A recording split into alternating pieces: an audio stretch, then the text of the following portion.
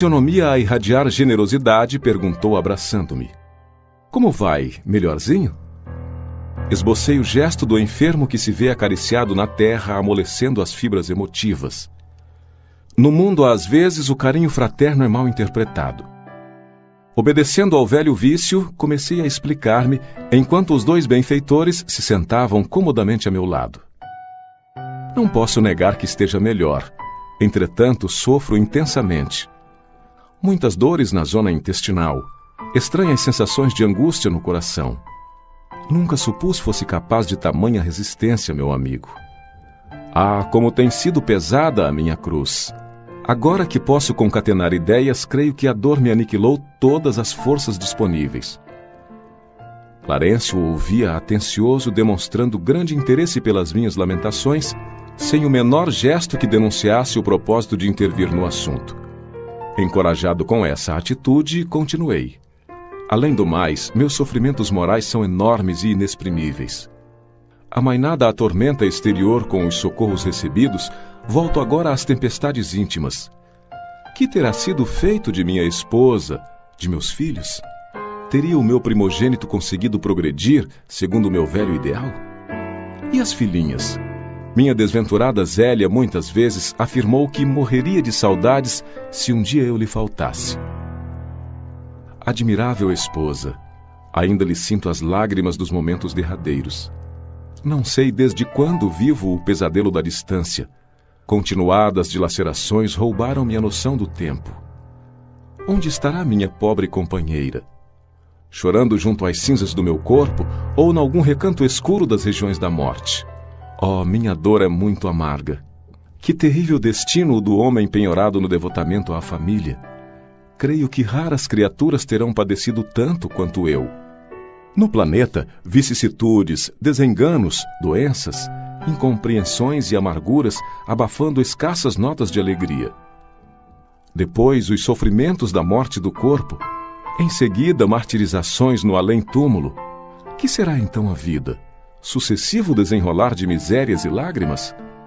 Não haverá recurso à semeadura da paz? Por mais que deseje firmar-me no otimismo, sinto que a noção de infelicidade me bloqueia o espírito, como terrível cárcere do coração. Que desventurado destino, generoso benfeitor! Chegado a essa altura, o vendaval da queixa me conduzira o barco mental ao oceano largo das lágrimas. Clarencio, contudo, levantou-se sereno e falou sem afetação. Meu amigo, deseja você de fato a cura espiritual? Ao meu gesto afirmativo, continuou.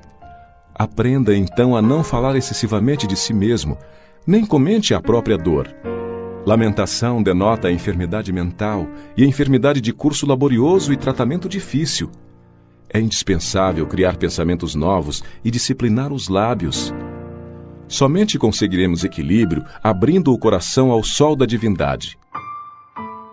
Classificar o esforço necessário de imposição esmagadora, enxergar padecimentos onde há luta edificante, só é identificar indesejável cegueira d'alma.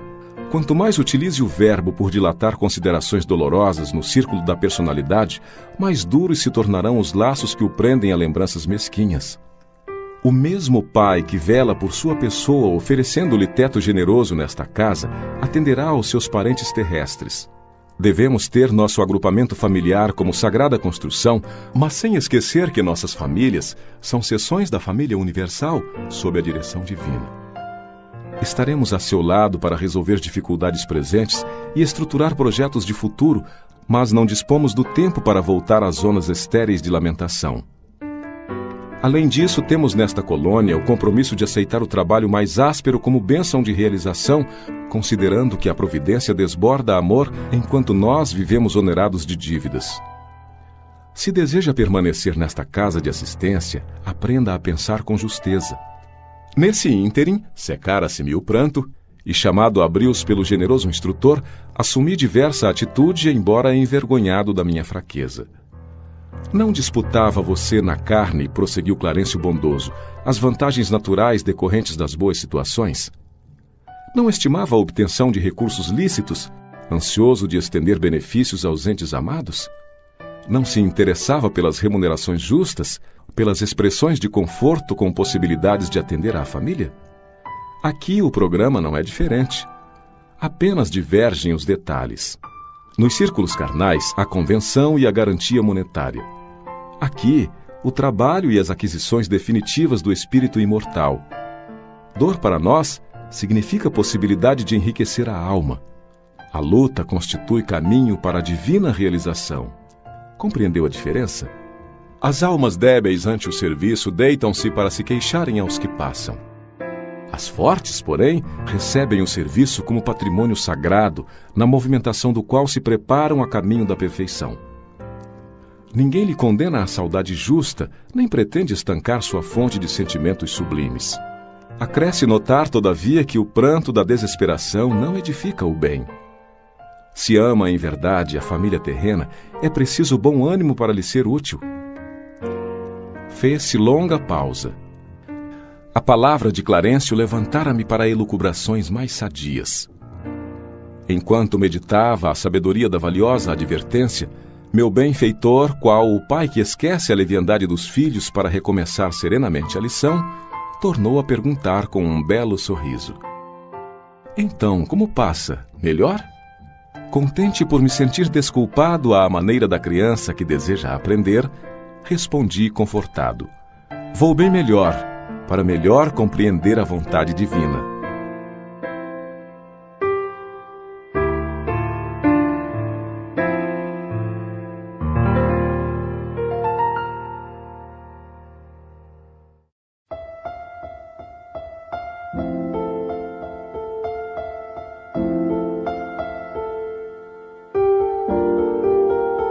Capítulo 7. Explicações de Lísias.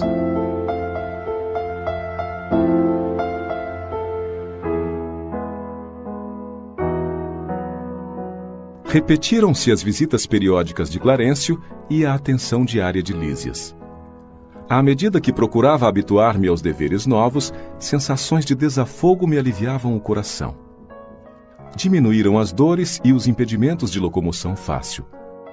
Notava, porém, que as recordações mais fortes dos fenômenos físicos me voltavam à angústia, o receio do desconhecido, a mágoa da inadaptação. Apesar de tudo, encontrava mais segurança dentro de mim. Deleitava-me agora contemplando os horizontes vastos debruçado às janelas espaçosas. Impressionavam-me sobretudo os aspectos da natureza, quase tudo melhorada cópia da terra. Cores mais harmônicas, substâncias mais delicadas. Forrava-se o solo de vegetação. Grandes árvores, pomares fartos e jardins deliciosos. Desenhavam-se montes coroados de luz em continuidade à planície onde a colônia repousava. Todos os departamentos apareciam cultivados com esmero. A pequena distância alteavam-se graciosos edifícios. Alinhavam-se a espaços regulares, exibindo formas diversas. Nenhum sem flores à entrada, destacando-se algumas casinhas encantadoras, cercadas por muros de eira, onde rosas diferentes desabrochavam aqui e ali, adornando o verde de cambiantes variados. Aves de plumagens policromas cruzavam os ares e de quando em quando pousavam agrupadas nas torres muito alvas a se erguerem retilíneas lembrando lírios gigantescos rumo ao céu. Das janelas largas observava curioso o movimento do parque. Extremamente surpreendido, identificava animais domésticos entre as árvores frondosas enfileiradas ao fundo. Nas minhas lutas introspectivas, perdia-me em indagações de toda a sorte. Não conseguia atinar com a multiplicidade de formas análogas às do planeta, considerando a circunstância de me encontrar numa esfera propriamente espiritual. Lísias, o companheiro amável de todos os dias, não regateava explicações. A morte do corpo não conduz o homem a situações miraculosas, dizia. Todo processo evolutivo implica gradação. Há regiões múltiplas para os desencarnados, como existem planos inúmeros e surpreendentes para as criaturas envolvidas de carne terrestre. Almas e sentimentos, formas e coisas obedecem a princípios de desenvolvimento natural e hierarquia justa. Preocupava-me, todavia, permanecer ali num parque de saúde havia muitas semanas sem a visita sequer de um conhecido do mundo. Afinal, não fora eu a única pessoa do meu círculo a decifrar o enigma da sepultura. Meus pais me haviam antecipado na grande jornada. Amigos vários noutro tempo me haviam precedido. Por que então não apareciam naquele quarto de enfermidade espiritual para conforto do meu coração dolorido? Bastariam alguns momentos de consolação. Um dia não pude conter-me e perguntei ao solícito visitador: meu caro Lísias, acha possível aqui o encontro com aqueles que nos antecederam na morte do corpo físico? Como não? Pensa que está esquecido? Sim. Por que não me visitam? Na terra, sempre contei com a abnegação maternal. Minha mãe, entretanto, até agora não deu sinal de vida. Meu pai, igualmente, fez a grande viagem 3 anos antes do meu trespasse. Pois note, esclareceu Lísias, sua mãe o tem ajudado dia e noite desde a crise que antecipou sua vinda. Quando se acamou para abandonar o casulo terrestre, duplicou-se o interesse maternal a seu respeito. Talvez não saiba ainda que sua permanência nas esferas inferiores durou mais de 8 anos consecutivos. Ela jamais desanimou. Intercedeu muitas vezes em nosso lar a seu favor. Rogou os bons ofícios de Clarencio, que começou a visitá-lo frequentemente, até que o médico da terra, vaidoso, se afastasse um tanto a fim de surgir o filho dos céus. Compreendeu? Eu tinha os olhos úmidos. Ignorava o número de anos que me distanciavam da gleba terrestre. Desejei conhecer os processos de proteção imperceptível, mas não consegui. Minhas cordas vocais estavam entorpecidas com o nó de lágrimas represadas no coração. No dia em que você orou com tanta alma, prosseguiu o enfermeiro visitador, quando compreendeu que tudo no universo pertence ao Pai Sublime, seu pranto era diferente. Não sabe que há chuvas que destroem e chuvas que criam? Lágrimas há também assim. É lógico que o Senhor não espera por nossas rogativas para nos amar. No entanto, é indispensável nos colocarmos em determinada posição receptiva a fim de compreender-lhe a infinita bondade. Um espelho enfuscado não reflete a luz. Desse modo, o Pai não precisa de nossas penitências, mas convenhamos que as penitências prestam ótimos serviços a nós mesmos. Entendeu? Clarencio não teve dificuldade em localizá-lo atendendo aos apelos de sua carinhosa genitora da terra. Você, porém, demorou muito a encontrar Clarencio. E quando sua mãezinha soube que o filho havia rasgado os véus escuros com o auxílio da oração, chorou de alegria, segundo me contaram. E onde está minha mãe? Exclamei por fim. Se me é permitido, quero vê-la, abraçá-la, ajoelhar-me a seus pés. Não vive em nosso lar, esclareceu Lísias. Habita esferas mais altas, onde trabalha não somente por você. Observando meu desapontamento, acrescentou fraterno. Virá vê-lo, por certo, antes mesmo do que pensamos. Quando alguém deseja algo ardentemente, já se encontra a caminho da realização. Tem você, nesse particular, a lição do próprio caso. Anos a fio rolou como pluma albergando o medo, as tristezas e desilusões. Mas quando mentalizou firmemente a necessidade de receber o auxílio divino, dilatou o padrão vibratório da mente e alcançou visão e socorro.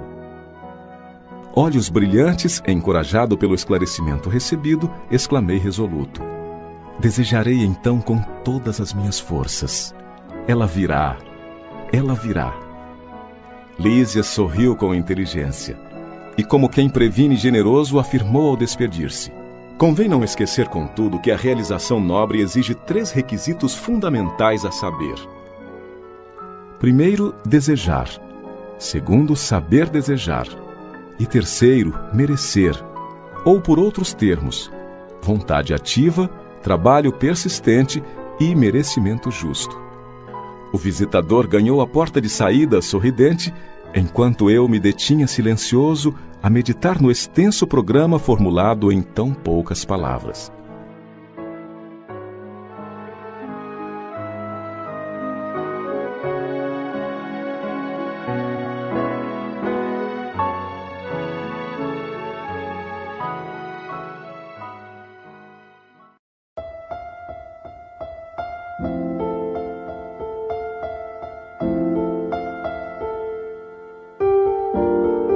Capítulo 8. Organização de serviços.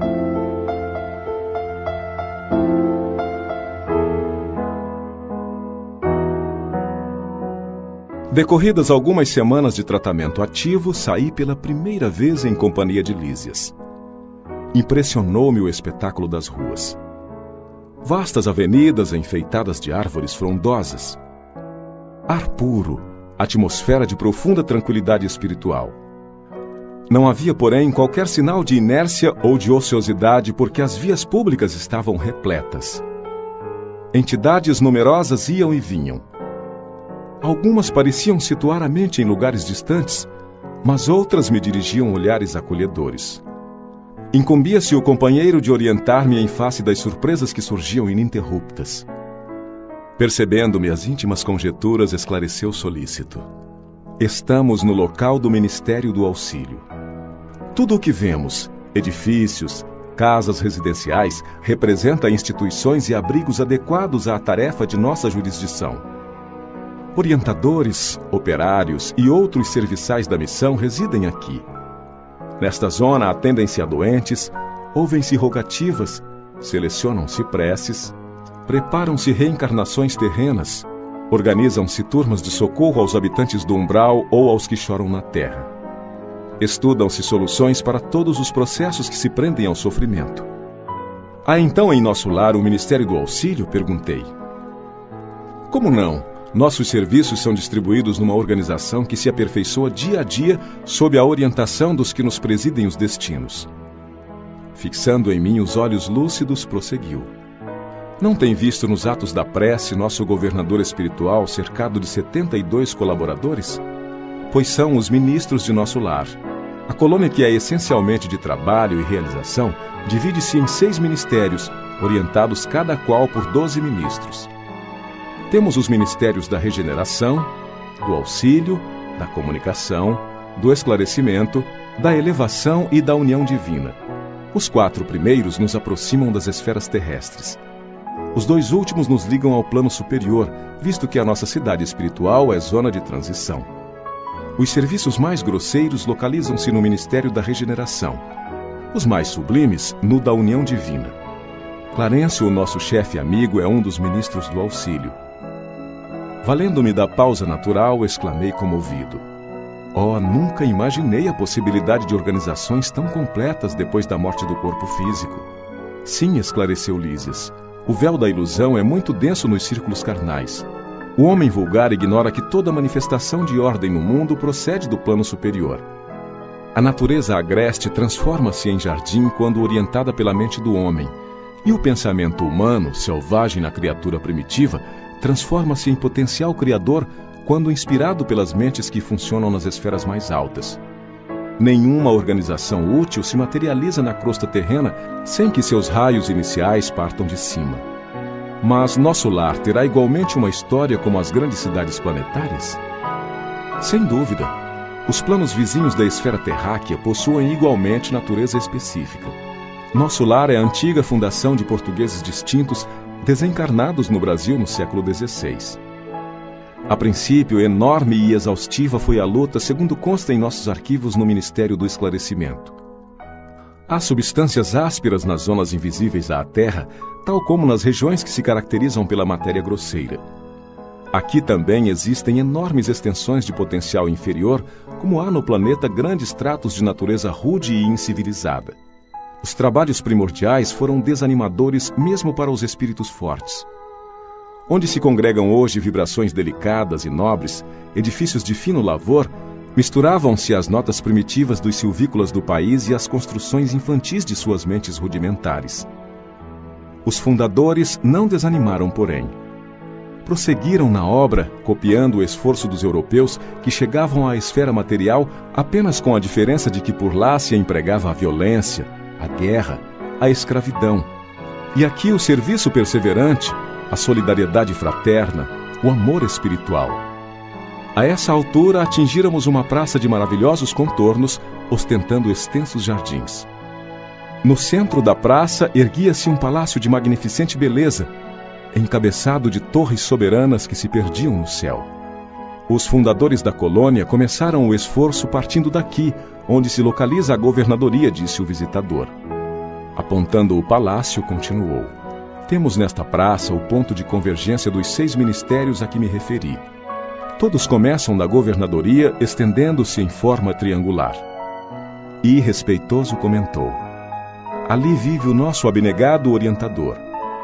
Nos trabalhos administrativos, utiliza ele a colaboração de 3.000 funcionários. Entretanto, é ele o trabalhador mais infatigável e mais fiel que todos nós reunidos. Os ministros costumam excursionar noutras esferas, renovando energias e valorizando conhecimentos. Nós outros gozamos entretenimentos habituais, mas o governador nunca dispõe de tempo para isso.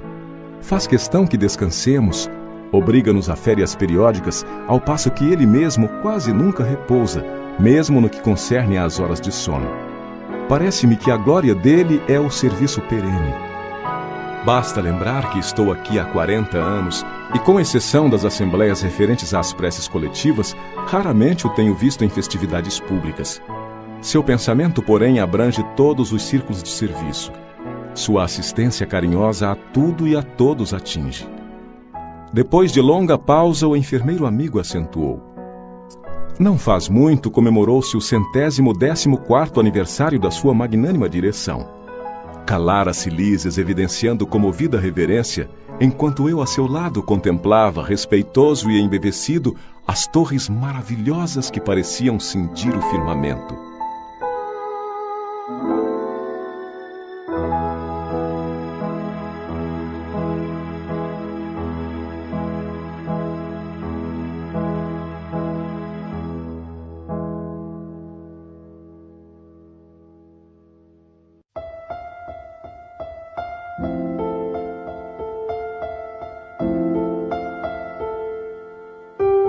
Capítulo 9. Problema de alimentação.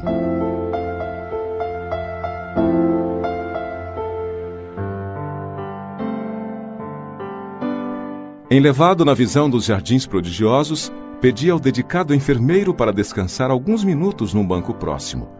Lísias anuiu de bom grado. Agradável sensação de paz me felicitava o espírito.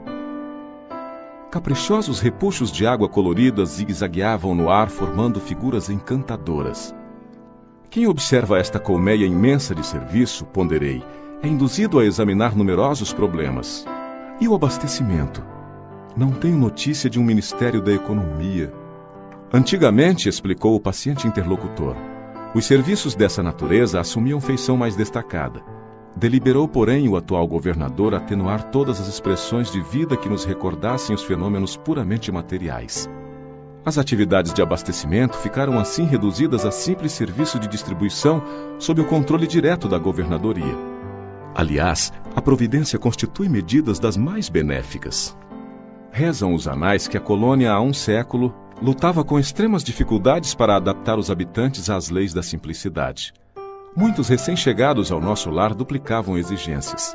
Queriam mesas lautas, bebidas excitantes, dilatando velhos vícios terrenos. Apenas o Ministério da União Divina ficou imune de tais abusos pelas características que lhe são próprias. No entanto, os demais viviam sobrecarregados de angustiosos problemas dessa ordem. O governador atual, todavia, não poupou esforços. Tão logo assumiu obrigações administrativas, adotou providências justas. Antigos missionários daqui puseram-me ao corrente de curiosos acontecimentos. Disseram-me que, a pedido da governadoria, vieram 200 instrutores de uma esfera muito elevada a fim de espalharem novos conhecimentos relativos à ciência da respiração e da absorção de princípios vitais da atmosfera. Realizaram-se assembleias numerosas. Alguns colaboradores técnicos de nosso lar manifestavam-se contrários, alegando que a cidade é de transição e que não seria justo nem possível desambientar imediatamente os homens desencarnados mediante exigências desse teor sem grave perigo para suas organizações espirituais. O governador, contudo, não desanimou. Prosseguiram as reuniões, providências e atividades durante 30 anos consecutivos.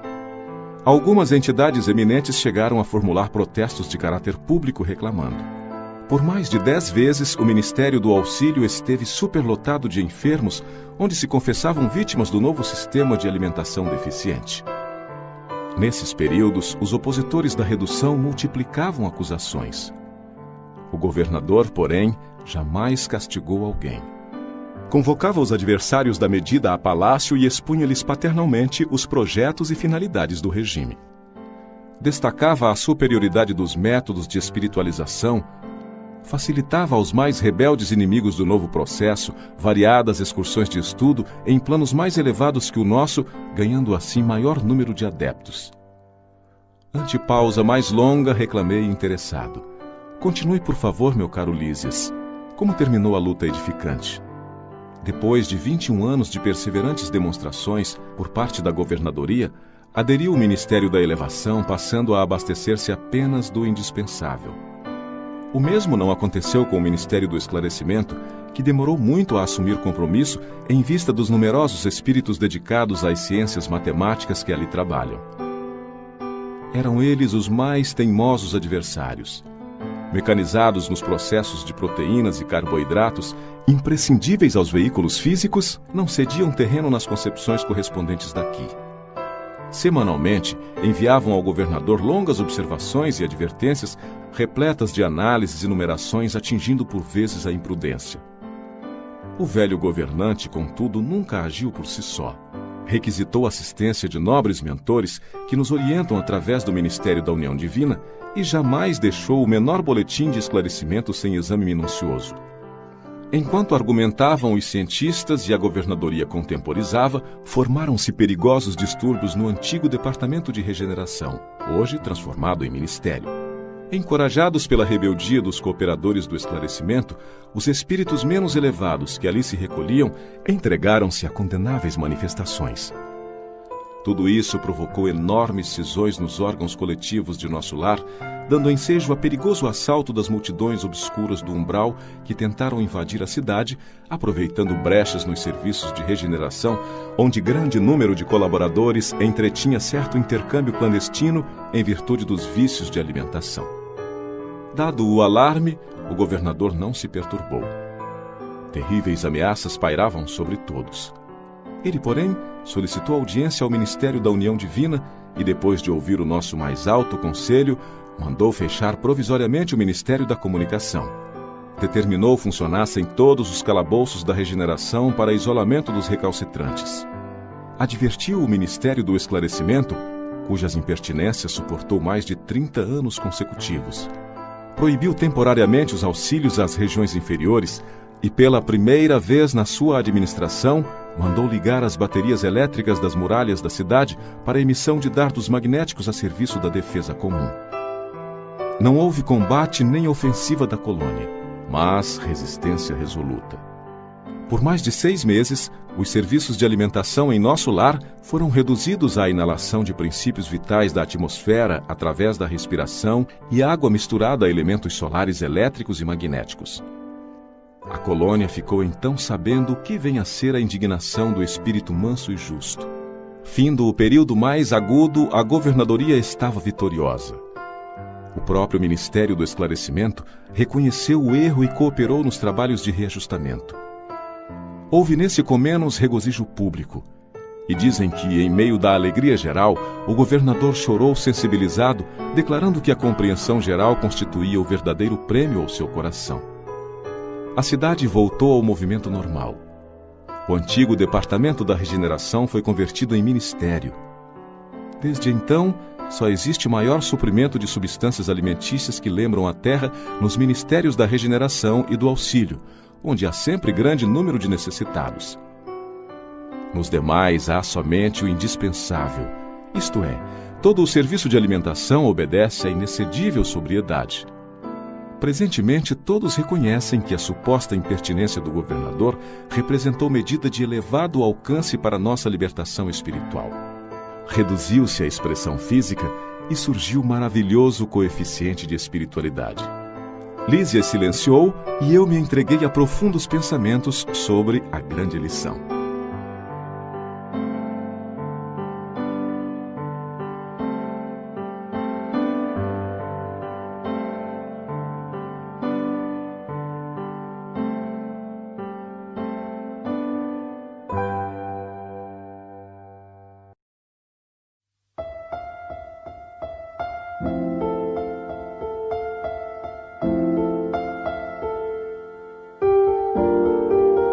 Capítulo 10.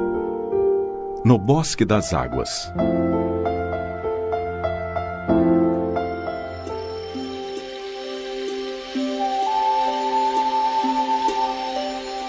Dado o meu interesse crescente pelos processos de alimentação, Lísias convidou. Vamos ao grande reservatório da colônia. Lá observará coisas interessantes. Verá que a água é quase tudo em nossa estância de transição. Curiosíssimo, acompanhei o enfermeiro sem vacilar. Chegados a extenso ângulo da praça, o generoso amigo acrescentou: esperemos o aeróbus. Mal me refazia da surpresa quando surgiu grande carro suspenso do solo a uma altura de 5 metros mais ou menos e repleto de passageiros. Ao descer até nós à maneira de um elevador terrestre, examinei-o com atenção. Não era máquina conhecida na Terra. Constituída de material muito flexível, tinha enorme comprimento, parecendo ligada a fios invisíveis em virtude do grande número de antenas na tolda. Mais tarde, confirmei minhas suposições visitando as grandes oficinas do Serviço de Trânsito e Transporte. Lísias não me deu tempo a indagações. Aboletados convenientemente no recinto confortável, seguimos silenciosos. Experimentava a timidez natural do homem desambientado entre desconhecidos. A velocidade era tanta que não permitia fixar os detalhes das construções escalonadas no extenso percurso. A distância não era pequena, porque só depois de 40 minutos, incluindo ligeiras paradas de 3 em 3 quilômetros, me convidou Lísias a descer sorridente e calmo. Deslumbrou-me o panorama de belezas sublimes. O bosque em floração maravilhosa embalsamava o vento fresco de inebriante perfume. Tudo em prodígio de cores e luzes cariciosas. Entre margens bordadas de grama viçosa, toda esmaltada de azulíneas flores, deslizava um rio de grandes proporções. A corrente rolava tranquila, mas tão cristalina que parecia tonalizada em matiz celeste em vista dos reflexos do firmamento. Estradas largas cortavam a verdura da paisagem. Plantadas a espaços regulares, árvores frondosas ofereciam sombra amiga à maneira de pousos deliciosos na claridade do sol confortador. Bancos de caprichosos formatos convidavam ao descanso. Notando o meu deslumbramento, Lísias explicou: estamos no Bosque das Águas.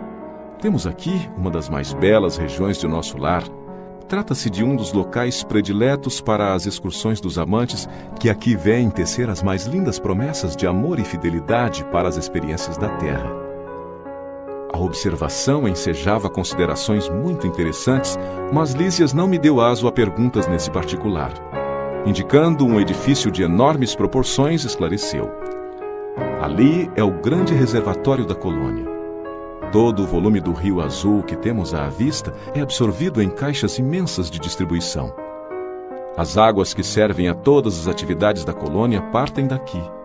Em seguida, reúnem-se novamente abaixo dos serviços da regeneração e voltam a constituir o rio que prossegue o curso normal rumo ao grande oceano de substâncias invisíveis para a Terra. Percebendo minha indagação íntima, acrescentou: com efeito, a água aqui tem outra densidade, muito mais tênue, pura, quase fluídica.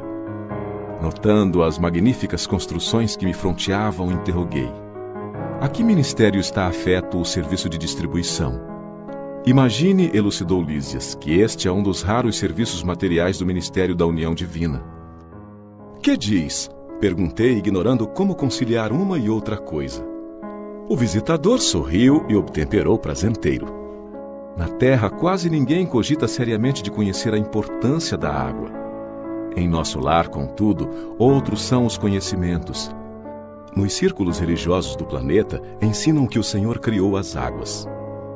Ora, é lógico que todo serviço criado precisa de energias e braços para ser convenientemente mantido. Nesta cidade espiritual, aprendemos a agradecer ao Pai e aos seus divinos colaboradores semelhante dádiva. Conhecendo-a mais intimamente, sabemos que a água é veículo dos mais poderosos para os fluidos de qualquer natureza. Aqui ela é empregada sobretudo como alimento e remédio.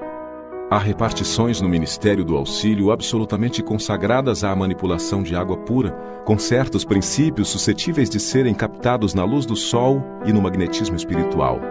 Na maioria das regiões da extensa colônia, o sistema de alimentação tem aí suas bases. Acontece, porém, que só os ministros da união divina são detentores do maior padrão de espiritualidade superior entre nós, cabendo-lhes a magnetização geral das águas do Rio Azul, a fim de que sirvam a todos os habitantes de nosso lar com a pureza imprescindível. Fazem eles o serviço inicial de limpeza e os institutos realizam trabalhos específicos no suprimento de substâncias alimentares e curativas.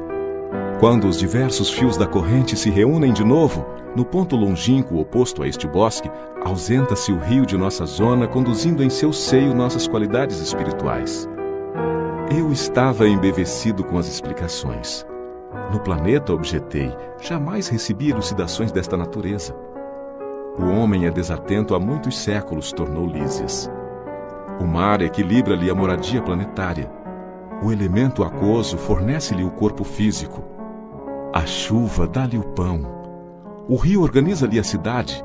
A presença da água oferece-lhe a bênção do lar e do serviço. Entretanto, ele sempre se julga o absoluto dominador do mundo, esquecendo que é filho do Altíssimo antes de qualquer consideração. Virá tempo, contudo, em que copiará nossos serviços, encarecendo a importância dessa dádiva do Senhor. Compreenderá então que a água, como fluido criador, absorve em cada lar as características mentais de seus moradores. A água no mundo, meu amigo, não somente carrega os resíduos dos corpos, mas também as expressões de nossa vida mental. Será nociva nas mãos perversas, útil nas mãos generosas.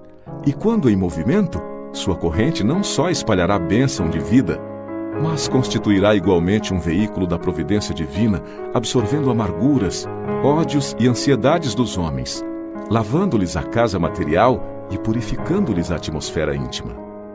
Calou-se o interlocutor em atitude reverente, enquanto meus olhos fixavam a corrente tranquila a despertar-me sublimes pensamentos.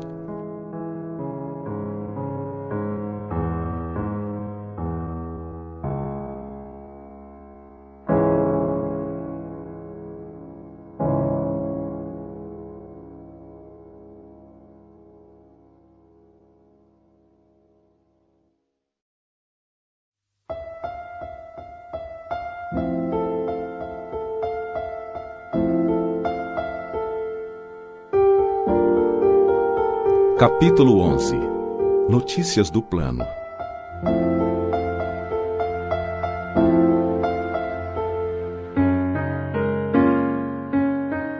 Desejaria meu generoso companheiro facultar-me observações diferentes nos diversos bairros da colônia, mas obrigações imperiosas chamavam-no ao posto. Terá você ocasião de conhecer as diversas regiões dos nossos serviços, exclamou bondosamente.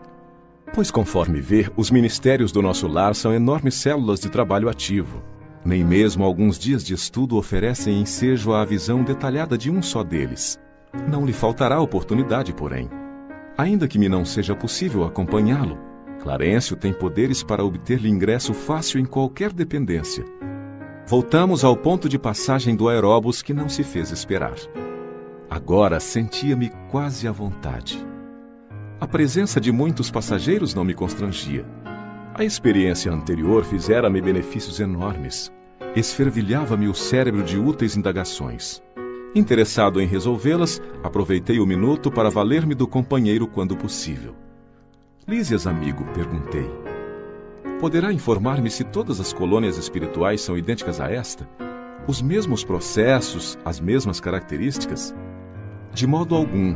Se nas esferas materiais cada região e cada estabelecimento revelam traços peculiares, imagine a multiplicidade de condições em nossos planos.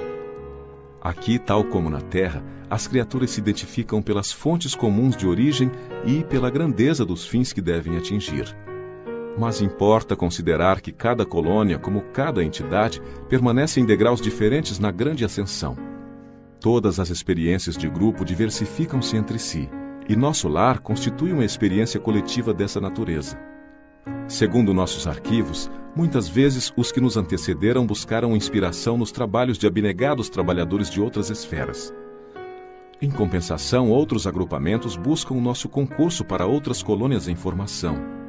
Cada organização, todavia, apresenta particularidades essenciais. Observando que o intervalo se fazia mais longo, interroguei: partiu daqui a interessante formação de ministérios? Sim, os missionários da criação de nosso lar visitaram os serviços de Alvorada Nova, uma das colônias espirituais mais importantes que nos circunvizinham. E ali encontraram a divisão por departamentos. Adotaram o processo, mas substituíram a palavra departamento por ministério, com exceção dos serviços regeneradores que somente com o governador atual conseguiram elevação. Assim procederam considerando que a organização em ministérios é mais expressiva como definição de espiritualidade. Muito bem, acrescentei. E não é tudo, prosseguiu o enfermeiro atencioso. A instituição é eminentemente rigorosa no que concerne à ordem e à hierarquia. Nenhuma condição de destaque é concedida aqui a título de favor. Somente 4 entidades conseguiram ingressar com responsabilidade definida no curso de 10 anos no Ministério da União Divina. Em geral, todos nós, decorrido longo estágio de serviço e aprendizado, voltamos a reencarnar para atividades de aperfeiçoamento. Enquanto eu ouvia essas informações, justamente curioso, Lísias continuava. Quando os recém-chegados das zonas inferiores do umbral se revelam aptos a receber cooperação fraterna, demoram no Ministério do Auxílio. Quando, porém, se mostram refratários, são encaminhados ao Ministério da Regeneração. Se revelam proveito com o correr do tempo, são admitidos aos trabalhos de auxílio, comunicação e esclarecimento, a fim de se prepararem com eficiência para futuras tarefas planetárias. Somente alguns conseguem atividade prolongada no Ministério da Elevação, e raríssimos em cada 10 anos os que alcançam intimidade nos trabalhos da União Divina. E não suponha que os testemunhos sejam vagas expressões de atividade idealista. Já não estamos na esfera do globo onde o desencarnado é promovido compulsoriamente a fantasma. Vivemos em círculo de demonstrações ativas. As tarefas de auxílio são laboriosas e complicadas. Os deveres no Ministério da Regeneração constituem testemunhos pesadíssimos. Os trabalhos na comunicação exigem alta noção da responsabilidade individual. Os campos do esclarecimento requisitam grande capacidade de trabalho e valores intelectuais profundos. O Ministério da Elevação pede renúncia e iluminação. As atividades da União Divina requerem conhecimento justo e sincera aplicação do amor universal. A governadoria, por sua vez, é sede movimentada de todos os assuntos administrativos. Numerosos serviços de controle direto, como por exemplo o de alimentação, distribuição de energias elétricas, trânsito, transporte e outros. Aqui, em verdade, a lei do descanso é rigorosamente observada, para que determinados servidores não fiquem mais sobrecarregados que outros. Mas a lei do trabalho é também rigorosamente cumprida. No que concerne ao repouso, a única exceção é o próprio governador, que nunca aproveita o que lhe toca nesse terreno. Mas nunca se ausenta ele do palácio? Interroguei. Somente nas ocasiões que o bem público o exige. A não ser em obediência a esse imperativo, o governador vai semanalmente ao Ministério da Regeneração, que representa a zona de nosso lar, onde há maior número de perturbações, dada a sintonia de muitos dos seus abrigados com os irmãos do umbral. Numerosas multidões de espíritos desviados ali se encontram recolhidas. Aproveita ele, pois, as tardes de domingo, depois de orar com a cidade no grande templo da governadoria, para cooperar com os ministros da regeneração, atendendo-lhes os difíceis problemas de trabalho. Nesse mistério, priva-se às vezes de alegrias sagradas, amparando a desorientados e sofredores. Deixara-nos o aeróbus nas vizinhanças do hospital, onde me aguardava o aposento confortador. Em plena via pública, ouviam-se, tal qual observara à saída, belas melodias atravessando o ar. Notando-me a expressão indagadora, Lísias explicou fraternalmente. Essas músicas procedem das oficinas onde trabalham os habitantes de nosso lar. Após consecutivas observações, reconheceu a governadoria que a música intensifica o rendimento do serviço em todos os setores de esforço construtivo. Desde então, ninguém trabalha em nosso lar sem esse estímulo de alegria. Nesse ínterim, porém, chegáramos à portaria. Atencioso enfermeiro adiantou-se e notificou. Irmão Lísias, chamam-no ao pavilhão da direita para serviço urgente. O companheiro afastou-se calmo enquanto eu me recolhia ao aposento particular repleto de indagações íntimas.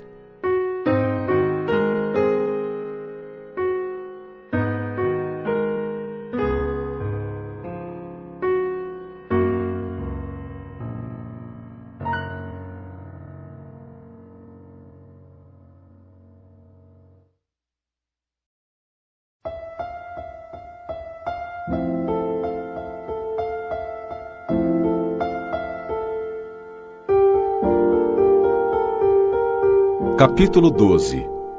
O Umbral.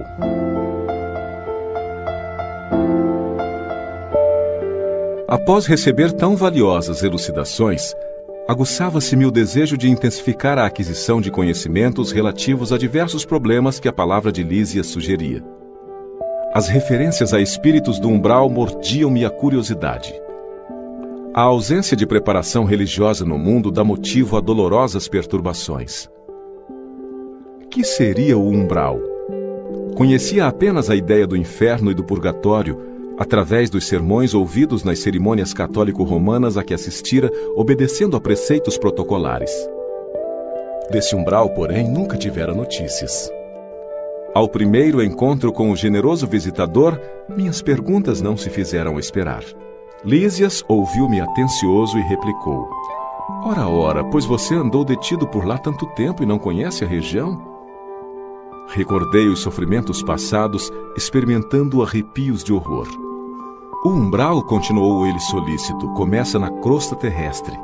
É a zona obscura de quantos no mundo não se resolveram a atravessar as portas dos deveres sagrados a fim de cumpri-los, demorando-se no vale da indecisão ou no pântano dos erros numerosos. Quando o espírito reencarna, promete cumprir o programa de serviços do Pai. Entretanto, ao recapitular experiências no planeta, é muito difícil fazê-lo para só procurar o que lhe satisfaça ao egoísmo. Assim é que mantidos são o mesmo ódio aos adversários e a mesma paixão pelos amigos. Mas nem o ódio é justiça, nem a paixão é amor. Tudo o que excede sem aproveitamento prejudica a economia da vida. Pois bem, todas as multidões de desequilibrados permanecem nas regiões nevoentas que se seguem aos fluidos carnais. O dever cumprido é uma porta que atravessamos no infinito rumo ao continente sagrado da união com o Senhor. É natural, portanto, que o homem esquivo à obrigação justa tenha essa bênção indefinidamente adiada. Notando-me a dificuldade para apreender todo o conteúdo do ensinamento com vistas à minha quase total ignorância dos princípios espirituais, Lísias procurou tornar a lição mais clara.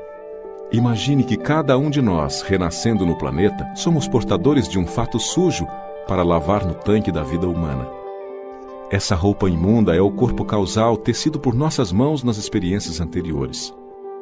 Compartilhando de novo as bênçãos da oportunidade terrestre, esquecemos, porém, o objetivo essencial e, ao invés de nos purificarmos pelo esforço da lavagem, manchamo-nos ainda mais, contraindo novos laços e encarcerando-nos a nós mesmos em verdadeira escravidão. Ora, se ao voltarmos ao mundo procurávamos um meio de fugir à sujidade pelo desacordo de nossa situação com o meio elevado, como regressar a esse mesmo ambiente luminoso em piores condições? O umbral funciona, portanto, como região destinada a esgotamento de resíduos mentais. Uma espécie de zona purgatorial, onde se queima a prestações o material deteriorado das ilusões que a criatura adquiriu por atacado, menosprezando o sublime ensejo de uma existência terrena. A imagem não podia ser mais clara, mais convincente. Não havia como disfarçar minha justa admiração.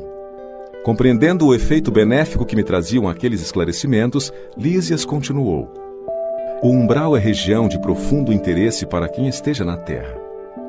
Concentra-se aí tudo o que não tem finalidade para a vida superior.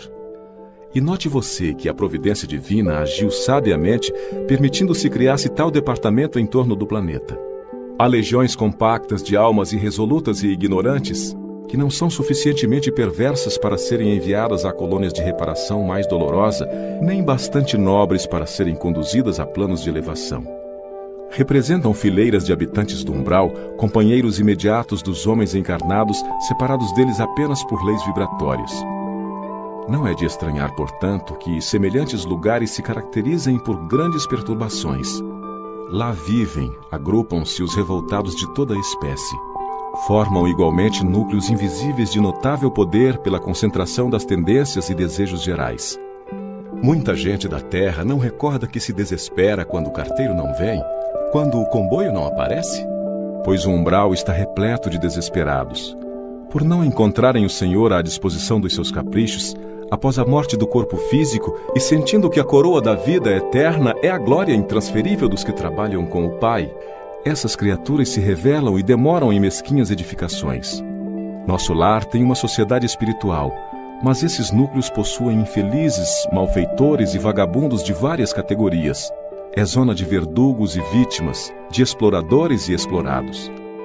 Valendo-me da pausa que se fizera espontânea, exclamei impressionado: como explicar? Então não há por lá defesa, organização? Sorriu o interlocutor esclarecendo: organização é atributo dos espíritos organizados. Que quer você? A zona inferior a que nos referimos é qual a casa onde não há pão. Todos gritam e ninguém tem razão. O viajante distraído perde o comboio. O agricultor que não semeou não pode colher. Uma certeza, porém, posso dar-lhe: não obstante as sombras e angústias do umbral, nunca faltou lá a proteção divina. Cada espírito lá permanece o tempo que se faça necessário. Para isso, meu amigo, permitiu o Senhor se erigissem muitas colônias como esta, consagradas ao trabalho e ao socorro espiritual. Creio então, observei, que essa esfera se mistura quase com a esfera dos homens. Sim, confirmou o dedicado amigo. E é nessa zona que se estendem os fios invisíveis que ligam as mentes humanas entre si. O plano está repleto de desencarnados e de formas pensamento dos encarnados, porque em verdade todo espírito, esteja onde estiver, é um núcleo irradiante de forças que criam, transformam ou destroem, exteriorizadas em vibrações que a ciência terrestre presentemente não pode compreender. Quem pensa está fazendo alguma coisa a alhures, e é pelo pensamento que os homens encontram no umbral os companheiros que afinam com as tendências de cada um. Toda alma é um ímã poderoso. Há uma extensa humanidade invisível que se segue à humanidade visível. As missões mais laboriosas do Ministério do Auxílio são constituídas por abnegados servidores no umbral. Porque se a tarefa dos bombeiros nas grandes cidades terrenas é difícil, pelas labaredas e ondas de fumo que os defrontam, os missionários do umbral encontram fluidos pesadíssimos emitidos sem cessar por milhares de mentes desequilibradas na prática do mal ou terrivelmente flageladas nos sofrimentos retificadores. É necessário muita coragem e muita renúncia para ajudar a quem nada compreende do auxílio que se lhe oferece. Interromper Silísias. Sumamente impressionado, exclamei: ah, como desejo trabalhar junto dessas legiões de infelizes, levando-lhes o pão espiritual do esclarecimento. O enfermeiro amigo fixou-me bondosamente e, depois de meditar em silêncio por largos instantes, acentuou ao despedir-se: será que você se sente com o preparo indispensável a semelhante serviço?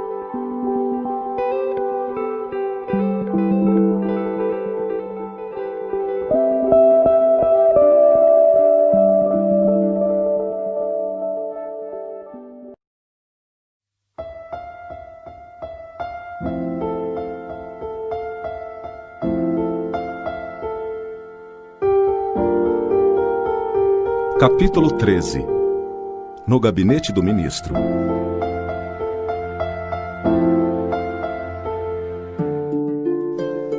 Com as melhoras crescentes, surgia a necessidade de movimentação e trabalho.